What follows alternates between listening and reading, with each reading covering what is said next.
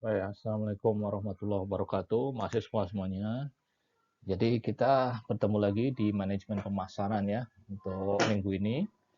Jadi minggu ini adalah minggu kelima ya, minggu kelima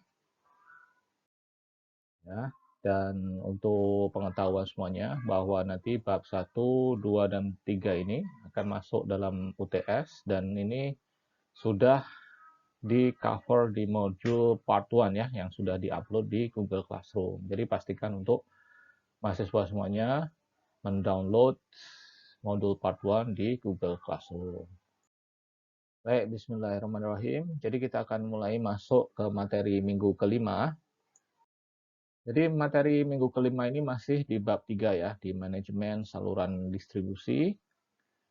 Kita lanjutkan topiknya dari minggu keempat. Ya, jadi semuanya yang masih belum melihat video di minggu keempat, nanti tolong cek videonya yang sudah diupload di Google Classroom ya.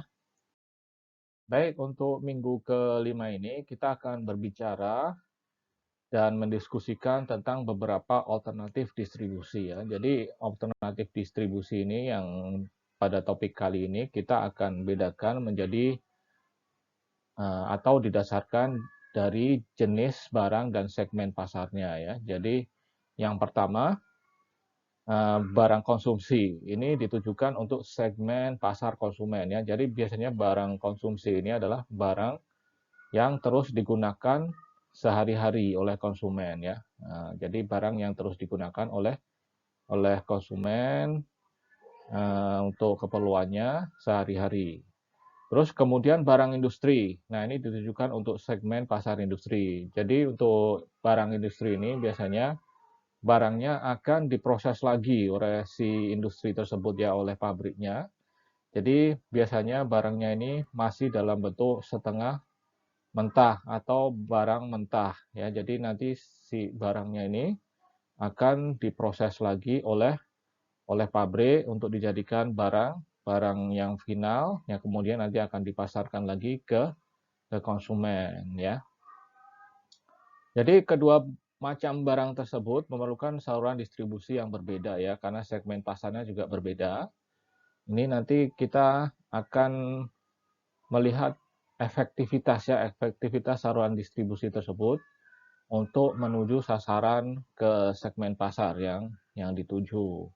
Namun demikian juga bisa dipakai satu macam saluran untuk kedua produk tersebut ya. Jadi ini tergantung sebenarnya tergantung barangnya ya, tergantung barangnya. Nanti kita akan lihat contohnya. Ada satu macam saluran juga yang bisa dipakai untuk kedua jenis produk di atas. Baik, kita lanjutkan ke slide berikutnya. Nah, kita meneruskan tadi ya, yang namun demikian dapat juga dipakai satu macam saluran untuk kedua produk tersebut. Ya, jadi ini contoh barang yang bisa menggunakan satu saluran untuk memasarkan kedua produk tersebut ya. Yang contohnya tadi adalah barang konsumsi dan barang industri. Nah, ini contoh barangnya ini adalah tekstil ya. Tekstil ini dapat digunakan oleh perusahaan konveksi kecil sebagai bahan bakunya ya. Jadi untuk barang industri ini si konveksi kecil tadi akan mengolah tekstil ini sehingga misalnya akan jadi baju ya, terus kemudian dipasarkan ke konsumen. Tapi juga tekstil ini dapat dibeli oleh konsumen rumah tangga ya, termasuk barang konsumsi untuk keperluan sendiri. Ya, jadi ini dijahit sendiri oleh si konsumennya, terus kemudian dia pakai sendiri ya untuk keperluan sehari-hari. Nah ini atau untuk istilahnya untuk keperluan sendiri ya, tidak dijual lagi oleh si konsumen ya. Jadi ini termasuk barang konsumsi. Nah, ini si tekstil ini dia bisa dipasarkan melalui satu jenis saluran ya. Contohnya produsen tekstil ini bisa memakai saluran distribusi yang sama yaitu melalui pedagang besar dan pengecer ya. Untuk menuju segmen industri atau segmen pasar konsumen ya. Jadi untuk kedua-dua segmen pasar baik industri atau konsumen si pedagang ini bisa bisa hanya memakai saluran distribusi yang sama. Nah, ini tujuannya apa? Tujuannya untuk menghemat tenaga ya, dalam hal penyaluran menghemat tenaga, kos ya, tempat dan semuanya. Intinya untuk lebih efisien dari beberapa hal, tapi bisa langsung menuju ke kedua sasaran segmen pasar tersebut ya. Terus kemudian kita masuk ke slide berikutnya, saluran distribusi barang konsumsi. Nah, ini dalam penyaluran barang konsumsi ini adalah untuk barang yang dipakai sendiri ya. Barang konsumsi ini barang yang dipakai sendiri. Ya, bisa di keperluan sehari-hari atau intinya barang yang tidak dijual belikan lagi ya untuk pemakaian sendiri. Nah, ini ada beberapa saluran distribusinya ya. Jadi untuk produsen ini mempunyai alternatif yang sama untuk menggunakan kantor dan cabang penjualan biasanya ya. Namun macam-macam saluran distribusi barang konsumsi ini bisa kita beda-bedakan ya. Ini yang pertama ini bisa dari produsen ke konsumen langsung. Ini adalah saluran yang paling pendek dan paling sederhana tanpa menggunakan perantara ini ya. Terus produsen dapat menjual barang yang dihasilkan melalui pos atau langsung mendatangi rumah konsumen, disebut juga saluran distribusi langsung ya. Nah, ini dia biasanya yang paling pendek ini, produsen konsumen.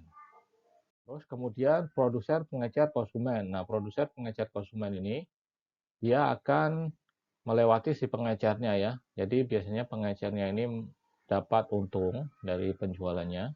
Di sini biasanya pengecer besar yang langsung melakukan pembelian pada produsen, terus kemudian si pengecernya ini akan mendirikan toko pengecer dan dapat secara langsung melayani si konsumennya ya.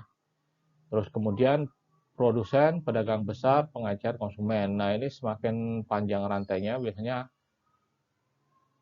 harga itu akan semakin naik ya. Sebab kalau di dalam hal ini pedagang besar dan pengecer otomatis harus mendapat keuntungan ya untuk menjalankan aktivitasnya ya. Jadi ini saluran ini adalah saluran tradisional ya, saluran tradisional di mana produsen hanya melayani penjualan dalam jumlah besar ke pedagang besar, terus si pedagang besar akan menjual ke pengecer, kemudian pengecer akan menjual ke konsumen. Nah, ini banyak jenis contoh barang-barangnya ya, bisa dari keperluan sehari-hari, sabun, sampo ya. Banyak banyak sekali ya yang kita bisa temukan. Jadi akhirnya si konsumen ini terbebani oleh biaya tadi ya, biaya yang harus dia tanggung untuk keuntungan si pedagang besar dan pengecer. Ya, jadi ini biasanya yang di marketplace sekarang, yang biasanya yang Shopee gunakan, Tokopedia itu dia mengkat si biasanya dari pedagang besar ke pengecer ini dia cut ya. Jadi biasanya produsen bisa ke marketplace langsung terus ke konsumen. Nah, itu jadinya jatuhnya harganya akan lebih murah ya dengan menggunakan marketplace, online marketplace. Atau mungkin cukup satu aja ya seperti pengecer, produsen, pengecer, konsumen tanpa melalui pedagang besar. Jadi juga biayanya bisa dikurangi ya. Ini kita masuk ke slide berikutnya. Produsen, agen, pengecer, konsumen. Nah, ini juga kadang-kadang agennya ini dipilih sebagai penyalur karena dia yang expert gitu ya, dia yang ahli dalam menjalankan kegiatan dalam perdagangan besar ini ya. Jadi dia sasaran penjualan terutama ini ditujukan kepada para pengecer besar, tapi dia melalui si agen produsen, melalui si agen pemasaran, karena agen pemasaran ini suatu agen yang sudah didirikan supaya dia expert untuk memasarkan barang tersebut ya. Dia sudah mempunyai marketing strategi, sudah melakukan riset market dan semuanya. Jadi dia memang akan konsentrasi hanya sebagai agen saja ya, dia sebagai agen saja, konsentrasi untuk istilahnya menunjang marketing strateginya ya sebelum dia pergi ke pengecer. Terus produsen, agen, pedagang besar, pengecer, konsumen. Nah, ini juga beberapa rantainya paling panjang nih ya, yang kelima ini. Nah, ini ya nanti akhirnya konsumen akan terbebani oleh biaya yang agak besar yang harus ditanggung. Nah, ini produsen sering menggunakan agen sebagai perantara untuk menyalurkan barangnya ke pedagang besar, yang kemudian menjual kepada toko-toko kecil.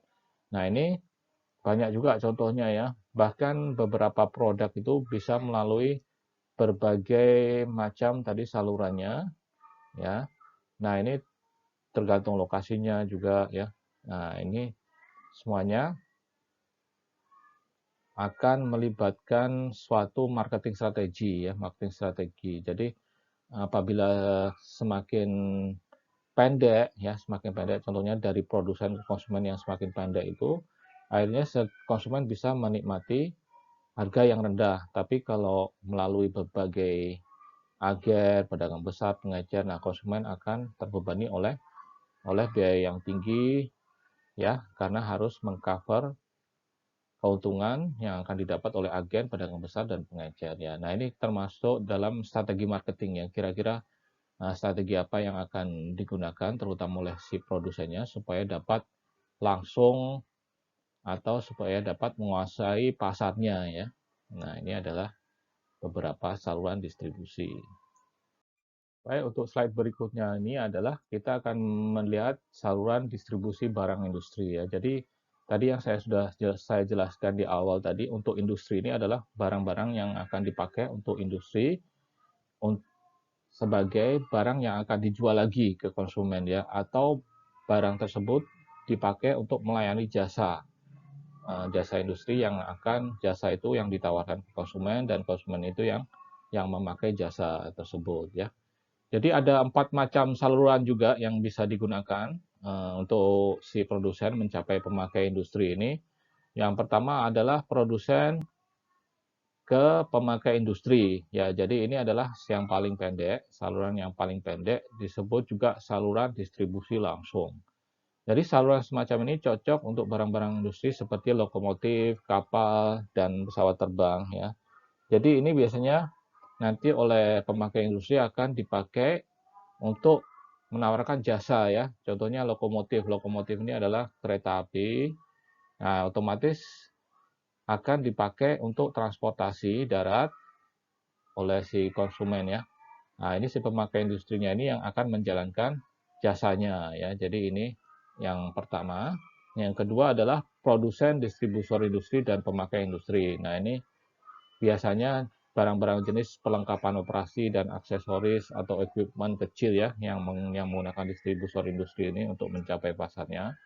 Jadi produsen lain yang menggunakan distributor industri ini sebagai penyalurnya, contohnya adalah produsen bahan bangunan ya, produsen bahan bangunan, terus alat-alat untuk pembangunan, produsen alat pendingin udara. Jadi intinya si pemakai industri ini akan mengolah lagi bahan bangunan tersebut, alat-alat pembangunan, alat-alat pendingin. Nah, nanti akan dia olah lagi, terus kemudian dia akan pasarkan ke konsumen. Cuman dia di sini memakai jasa distributor industri supaya apa? Supaya ini dia si distributor industri ini sebagai agen ya, sebenarnya dia sebagai agen.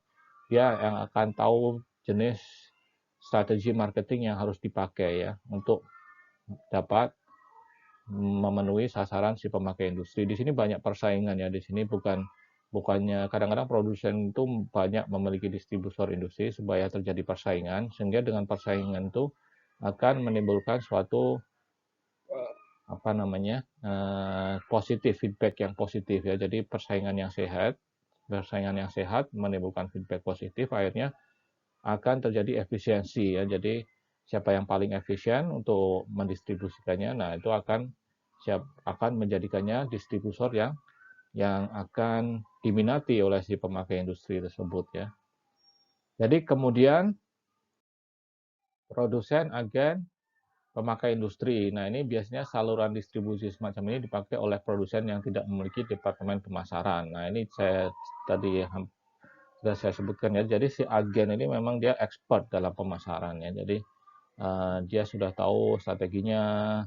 Nah, agen ini juga hampir kurang lebih sama lah ya dengan distributor industri tadi. Ini dia, tapi si agen ini memang dia biasanya ada suatu marketing expert ya. Dia meng-hire marketing expert. Jadi memang dia tahu cara dia sudah tahu caranya pemasaran ini ya. Jadi perusahaan ingin memperkenalkan barang baru, ingin masuki daerah baru. Nah, ini biasanya suka menggunakan agen ini ya. Jadi resikonya pun akan ditanggung oleh si agen juga ya. Terus kemudian produsen, agen, distributor industri, dan pemakai industri. Nah, saluran distribusi ini dapat digunakan oleh perusahaan dengan pertimbangan antara lain bahwa unit penjualnya terlalu kecil untuk dijual secara langsung. Ya. Jadi, dia bisa menggunakan agen, terus distributor industri, pemakai industri. Kadang-kadang agen distributor industri ini bisa satu perusahaan ya, karena kalau beberapa perusahaan ya tadi ya, kalau harus melewati banyak rantai, akhirnya si pemakai industri ini akan terbebani ya dengan biaya-biaya yang harus di-cover oleh si agen dan distributor industri. Jadi biasanya ini bisa digabung menjadi satu perusahaan ya. Selain itu, penyimpanan pada saluran perlu dipertimbangkan pula. Dalam hal ini, agen menunjang seperti agen penyimpanan yang sangat penting peranannya. Ya, jadi ini juga tadi ya, makanya si agen tuh juga bisa jadi distributor industri langsung karena dari agen otomatis disimpan dulu, ya. Dia akan menghemat biaya penyimpanannya kalau dia sendiri yang menjadi distributornya juga ya. Jadi dia istilahnya ini seperti makanan lah ya, makanan yang mudah expired atau mudah kadaluarsa. Biasanya dia harus melalui penyimpanan dulu ya di agen atau distributor industrinya sebelum ke pemakai industrinya pun harus disimpan juga ya oleh si pemakai industri. Nah ini contoh-contoh saluran yang dipakai atau ini adalah beberapa saluran yang dipakai oleh produsen untuk sampai ke pemakai industri. Baik, jadi kita akan masuk ke faktor-faktor yang mempengaruhi pemilihan saluran ya. Jadi untuk pemilihan saluran ini biasanya harus menggunakan strategi marketing ya. Jadi strategi marketing ini suatu rencana yang biasanya rencananya ini akan dijalankan berdasarkan pertimbangan faktor-faktor ini ya. Jadi faktor-faktor ini adalah berpengaruh dalam pemilihan saluran industri ya. Intinya siapa yang bisa menguasai pasar, dia juga harus memikirkan cara-cara bagaimana produk dia itu sampai ke konsumen. Nah, cara sampai ke konsumennya ini yang merupakan saluran industri yang harus dia pilih dengan betul ya oleh si produsennya. Nah, ini pertama untuk pemilihan saluran industri ini biasanya berdasarkan pertimbangan pasar ya. Pertimbangan pasar ini tadi ya, yang pertama bisa pasar segmen konsumsi atau segmen industri. Nah ini biasanya kalau berdasarkan pasar ya, kita harus melihat pertama itu pasarnya itu konsumen atau industri ya. Jadi kalau pasar yang industri biasanya perusahaan ini jarang atau bahkan tidak pernah menggunakan pengecer dalam saluran distribusinya ya, ini supaya juga akan menghemat biayanya ya. Ini untuk saluran industri khususnya.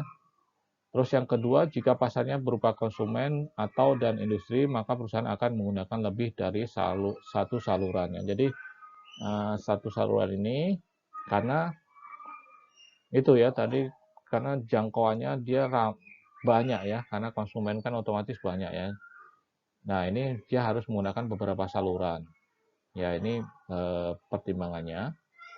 Terus jumlah pembeli potensial ya, jadi jika jumlah konsumen relatif kecil dalam pasarnya, maka perusahaan dapat mengadakan penjualan secara langsung pada pembeli. Nah ini kalau produsennya itu biasanya ini home industry ya, home industry. Jadi biasanya kalau si home industry ini biasanya dia langsung jual produknya ke konsumen terus ya. Jadi barangnya kecil, volume produksinya kecil.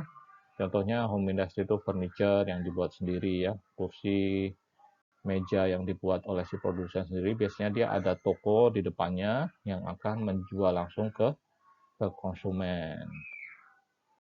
Terus kemudian konsentrasi pasar secara geografis. Nah, ini juga perlu diketahui ya, karena faktor geografis ini atau dia sebenarnya di marketing mix ini adalah place ya, place yang faktor geografis ini ya. Nah, ini untuk daerah konsentrasi yang punya tingkat kepadatan yang tinggi, maka perusahaan dapat menggunakan distributor industri. Jadi Ini supaya bisa menghandle, istilahnya menghandle populasinya dengan yang punya kepadatan tinggi tadi ya. Ini bisa menggunakan distributor, jumlah pemesanan jika volumenya yang dibeli oleh pemakai produk tidak terlalu besar atau relatif kecil, maka perusahaan dapat menggunakan distributor industri juga ya. Jadi ini setingkat di atas yang tadi yang home industry ya. Jadi dia tidak terlalu besar, volumenya yang dibeli oleh pemakai produk ini tidak terlalu besar atau kecil, maka si perusahaan pun dapat menggunakan distributor industri ya. Ini kebiasaan dalam pembelian. Terus kemudian kebiasaan membeli dari konsumen akhir dan pemakai industri sangat berpengaruh pula terhadap kebijaksanaan dalam penyaluran, termasuk dalam kebiasaan membeli antara lain kemauan untuk menjalankan uangnya, tertarik pada pembelian kredit, lebih senang melakukan pembelian yang tidak berkali-kali, tertarik pada pelayanan penjual. Nah, ini biasanya bagaimana kita bisa mendapatkan kebiasaan dalam pembelian. Nah, ini harus kita melakukan survei dulu.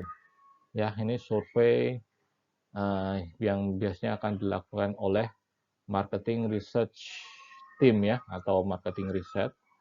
Nah, ini dia akan melakukan survei dulu. Nah, ini dia faktor psikologi atau faktor psikologis pembeli. Ini akhirnya akan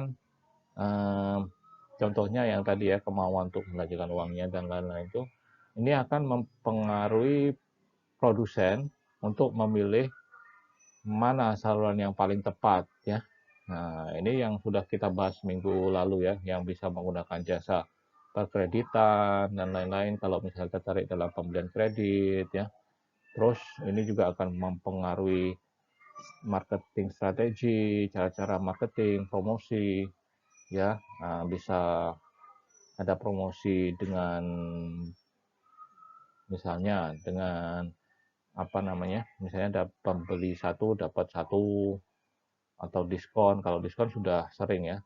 Nah, ini biasanya harus melakukan survei dulu ya untuk mendapatkan bagaimana kebiasaan si konsumen dalam pembelian ya. Jadi ini adalah faktor yang sangat perlu dipertimbangkan oleh produsen.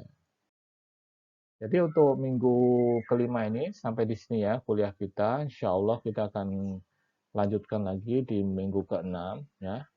Oke, jadi mahasiswa tetap sehat ya, jaga kesehatan. Assalamualaikum warahmatullahi wabarakatuh.